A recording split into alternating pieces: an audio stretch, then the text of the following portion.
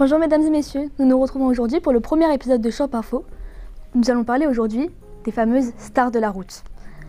Vendues à partir de 14 ans, mais aussi en thermique comme en électrique, et pour différents budgets, les voitures sans permis sont bel et bien les stars de la route et redeviennent de plus en plus à la mode. Ce sont près de 16 044 voitures qui ont été vendues entre janvier et septembre 2021, contre 9 626 pour la même période en 2019, soit 73% de plus. Ces fameuses voiturettes explosent le compteur. Afin de comprendre mieux ce phénomène, nous avons envoyé Carla, notre journaliste, afin d'interroger des jeunes conducteurs. Bonjour Inès, nous sommes dans les rues de Nice à la recherche d'une voiture sans permis pour interroger certaines personnes. Hop, ah, en voilà une.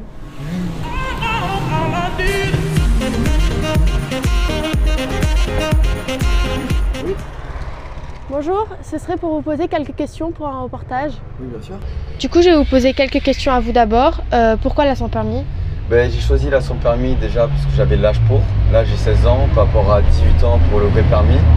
Mais aussi, j'ai choisi ça par rapport au scooter parce que c'était le moyen le moins dangereux. Parce que j'en ai parlé avec mes parents, je voulais un scooter moi. D'abord pour le prix, mais finalement, mes parents ils voulaient me prendre ce permis parce que c'est moins dangereux parce qu'on a une carrosserie qui nous protège. D'accord. Et pourquoi électrique et pas thermique? J'ai choisi une électrique parce que c'est le moyen le plus pratique pour moi et le plus économique. Parce que j'ai une borne chez moi et c'était plus simple. Ah oui, d'accord. Et vous, est-ce que vous avez aussi une sans permis et quel est votre avis là-dessus? Alors non, moi j'ai pas de sans permis, même si je rejoins mon collègue sur certains points. Les prix, malgré les aides, ils restent quand même assez élevés. Donc ça ne justifie pas un tel achat pour 2 ans surtout. Parce qu'après on passera sûrement un vrai permis. Puis niveau vulnérabilité aussi, on n'est pas super non plus. C'est toujours mieux qu'un scooter, mais la carrosserie est quand même super fine.